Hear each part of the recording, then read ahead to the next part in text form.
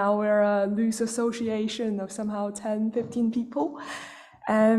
We are doing this on-chain federated learning thing, and we're doing it in 2 steps. So firstly, ensure that everyone who come with a good intention can separate themselves from the people that have bad intentions. And secondly, ensuring everyone can do so in an efficient manner. And this is the first step, which we've just concluded the R&D stage for. You can actually Google, we published a paper with the same title, and it just won the Best Paper Award in Europe's blockchain workshop. Some people call it a NIPS. And this is in the middle of engineering. So what we're trying to do, I think the benefit of talking last is that you probably are already familiar with the problem. So there is a growing tension about the need to feed the machine learning models with more and more data and data privacy concerns. We know data breaches are on the rise, so this is not just enterprises. Even for myself, I have experienced data breaches from British Airways, Marriott, so my personal data probably on a dark web somewhere. Current standard solution is anonymizing my data and sending me a big consent form saying use as your own risk. But we already know re-identification attack, which traces your identity from your attributes, is very effective. Like people published papers about it 10 years ago, but still this is a standard practice. And if you work as a researcher, you should know better than I do that sometimes you would like to access the data and those people want you to do so, but you can't because of regulatory restrictions. In healthcare, we have the HIPAA. In other areas, GDPR. So before this, I used to work in consulting, and I've seen firsthand the bank branches, they want to cooperate and train a fraud detection model, but they couldn't share the data because country regulation required customer data stay in the domestic server. So in the end, African countries have a less effective algorithm compared to their European peers just because they don't have enough data. So this is a problem we're targeting. We think federated learning is a promising solution. Now, a few projects have touched on it. I'll just quickly introduce what it is. Basically, the tagline is, while you're training the model, the source data stay at source. So you see here, we deploy a local model to each data source, and the data source, while training those models, they come up with how you can improve the performance. We call them model updates or gradients. And the interesting thing here is only the gradients are shared among local models. So the source data stay at source. Currently, in the current framework, the model updates are aggregated on a central server. So it's either hosted by the Federated Learning organizer, or in the case touching on like a big tech company. So the most famous example is Google Keyboard. And those of you who have Android phones, you probably are using it for like 5-6 years. Basically, like touch screens are very fiddly, and we need a way to predict the next word or sometimes autocorrect. In the case of my name, it's always getting autocorrected to something else, but that's a side note. Interestingly, people's text messages are very private information. We definitely don't want to send them to Google for them to train a next word prediction algorithm. So Google deployed a model for next word prediction on our phones. So you are tuning the model while you text, and only the model updates are shared to the Google server. Apart from Google Keyboard, there's also applications in other industries. What we're trying to do at Flock is to make this happen on a bigger scale and enable smaller organizations to also conduct federated learning. And while you're trying to roll out a framework that comes from a walled garden, maybe Android or iPhone or even Meta, you always run into the problem of, is it going to work in the wild? So we know TensorFlow federated behind Google is very powerful. It powers the next word prediction algorithm I was talking about. Similarly, Meta has its own framework and FedML, etc. But if you're running it in an environment that you don't control, you always had to worry about malicious participants. So while I'm the data source and I participate in the model training process, I might have various malicious intents. So imagine your algorithm is, we talked about like in healthcare, like drug discovery, and I'm a competitor pharma company. I might participate just to drag you down. I might participate with poison data or sending random updates so that your final model is not effective. And I can defeat you in this drug race. Or it could be, I'm just someone who is wanting to have a ransom. So I say, I can send you so many meaningless updates, so sort of like a DDoS attack, and I only stop if you pay me a ransom fee. Or I can just send you like wrong upgrades for no reason. So, like malicious clients, they can impair the model performance significantly. And this is an issue we need to solve if we want to have federated learning running in the wild or in the more open environment. Currently, this problem is not surprisingly not very well targeted because the companies who use most of federated learning are the big tech companies that we know about, and they control the data sources. What I mean is, when Google built the algorithm for next word prediction, it knows from which area it can collect the raw updates. And if there is a malfunctioning, can shut down that channel. But for smaller companies, maybe research consortiums, they don't have the same level of control over data sources. And this is currently leading to like a post hoc correction. So if I see abnormal updates, I might consider shutting down that client. But if you have a lot of clients, then the monitoring become a huge effort. So we see this problem is effectively about trust, trusting your clients to behave, trusting your peers to have the same level of good intention as you have. And we know like blockchain is a good trust engine. It can manufacture consensus using crypto economic incentives. So more specifically, I'm talking about the proof of stake mechanism.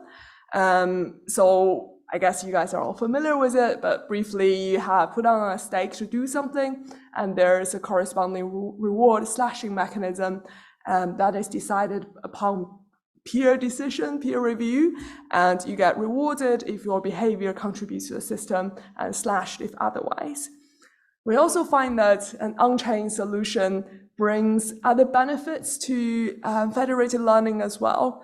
So if you remember, in the traditional federated learning, the model aggregation happens in a central server, and obviously there's a lot of cost hosting and maintaining that server, but we can do it on a smart contract.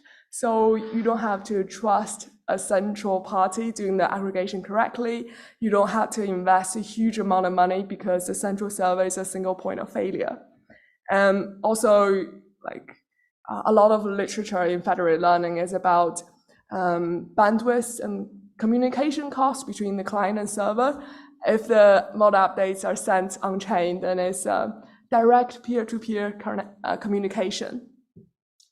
So how it works in a high level, we have two participants. So you see on the top row, we have proposers of model updates, and the bottom row, they are sort of the voters or validators or assessors of the model updates. So to start, you have participants, every participants, they need to put down a stake so that we can punish them or reward them if they behave or misbehave. And the proposers, they conduct local training. So the training isn't happening on chain. They only send the model updates on chain. And once it's aggregated, the on-chain aggregation step is a simple like weighted average of local updates. And once step 3 is completed, you have the community of voters voting on aggregated updates. And they can have a positive vote if they find model updates improve model performance. And then the updates get incorporated to each local model. If it doesn't improve model performance, it's a negative vote, and that particular update gets rejected. So broadly, I think we're all pretty familiar with maybe the first step and the second step, like staking and off-chain training. I'll just focus more on how the proposer and voters work in a proof of stake setting. So a question I often get is, how do you assess the quality of the update? So we do it in a peer-to-peer way. So while training, each node have to leave a portion of data as holdout data. So this is quite intuitive for those of you who work in machine learning. You always have part of data to train and part of data to test. They do the same. So once they receive updates, they will test it on their holdout data. And if they find it's a good update, they give a good score, if not a negative score. And then the votes are aggregated. If it's above a threshold, the update gets incorporated. If not, the update gets left out and people who propose the update get slashed. So that's a voter. Yeah, so how do we tackle malicious client in this case is that if you imagine in each machine learning training round, there are multiple rounds of training. And for us, it's a multi-round game. So if I'm a proposer and I consistently send bad updates, I'll get slashed in each round. And over time, my stake will run out. And that means I'm no longer qualified to play in this game. And that's how the malicious client gets filtered out. And if you think about like the process as a whole, you basically can trust that if I participate in this round of training and there are people with malicious intent, they might poison one round of data, but that's fine. Like to get a good performance, you probably have 70 and 80 rounds. And over time, those people will be filtered out. And I can trust the process happening without a central coordinator and without trusting like a particular server stored somewhere. Yeah. So I guess that's a point of decentralized security. So whereas Google keyboards, you rely on the security and good functioning of the server stored in Google, in here you just trust the smart contract for reward and slashing operating as it should, which you can always check and even run a client yourself. Also, the flip side of malicious client is hardworking or good clients. Those people, if their updates get incorporated, they will get a reward. So this is quite a granular reward because in each round, if you are contributing, you get a reward. So I guess it links to the data and how data get funded point we talked about earlier. Finally, because of aggregation for model updates happen on-chain, you have a verifiable audit trail, like who is sending a bad update, who is sending a reasonable update, you can trace. I think that's our system overall. And if I can just advertise a bit, so thank you. We are looking for builders of all sorts. So currently this system is being engineered, and if you're a machine learning engineer, federated learning engineer, or blockchain developer, or like builder of a different sorts, please talk to us. We'd love to show you what we're doing and have everyone contributing. Thank you.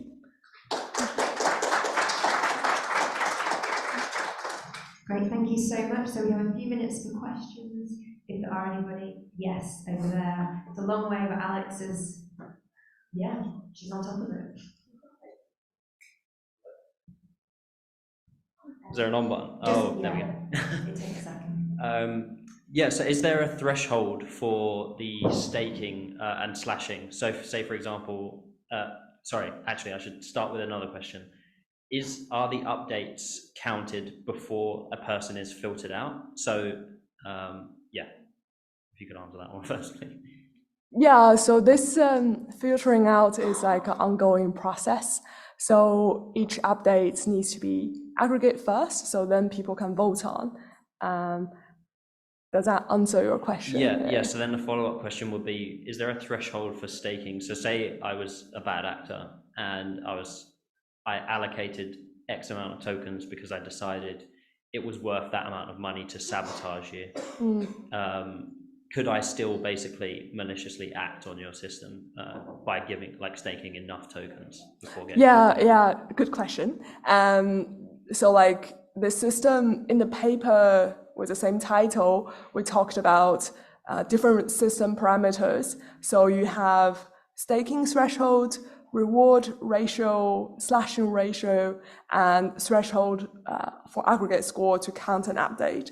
So depending on how much you trust the participants and how important it is to filter out malicious update, you can raise the threshold for staking, you can raise the reward, you can raise the slashing ratio. So this set of parameters are all configurable.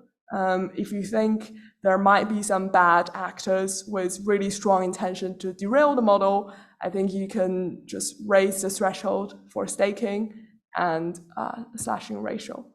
Yeah. Awesome, thank you. Can you send me a link to that paper as well? Yes, it should be the same title. Okay, yeah, I'll look it up. But I'll send it to you later. Yeah. Thank you. Right. Tremendous, huge fan of your guys' architecture and everything, everything you guys are building.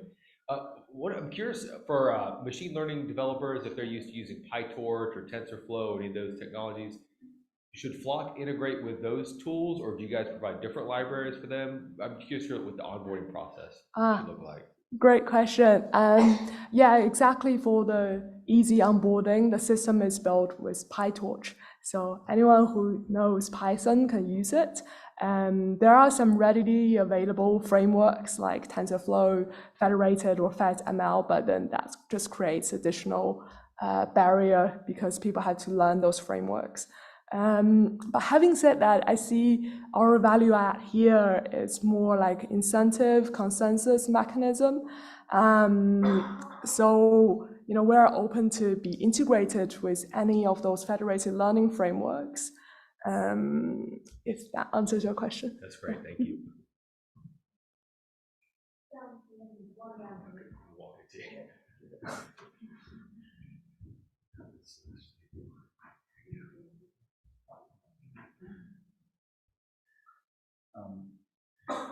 And thanks for the talk. So one thing that worries me about federated learning is isn't there a risk of basically the data leaking into the model so that you can potentially even extract the data from the model? Yeah. So what are your thoughts on that? Yeah, definitely. Model inversion attacks have been one of the bigger issues. So in this one, we're more about creating a decentralized and secure environment. But we have a research strand looking into how to counter the model inversion attacks, which is basically working out the raw data from the model updates. And this also has been proven, well, not 8 years ago, but 2 years ago, that is easily done. Our approach is, basically doing two things. So firstly, we do compression. So instead of sending the full set of gradients, you compress and only send a fraction of that. Interestingly, if you think about model updates, not all the updates are meaningful. So that's what backward propagation can rank the most meaningful updates. And if you only send those ones, it's harder to reverse engineer the data. And secondly, it is more about encryption and using either homomorphic encryption or k-anonymity, those kind of privacy measures. And finally, there's something quite new that we're playing around with. You can have mix-up on the gradient updates. And this is, to be frank, something I don't quite understand. What, sorry? It's called gradient mix-up. I can put in touch with our research engineer. He's writing a paper and furiously doing experiments at the moment. But k-anonymity and homomorphic encryption, I know that is new to me as well. Yeah. Great, thank you so much. Okay, I guess that's it for the first day of DSI London. So as I mentioned earlier, there's the drinks at the Leiterman. I keep wanting to say Lighthouse, Leiterman. There's more information on the Telegram group about that. So yeah, looking forward to seeing you all tomorrow as well.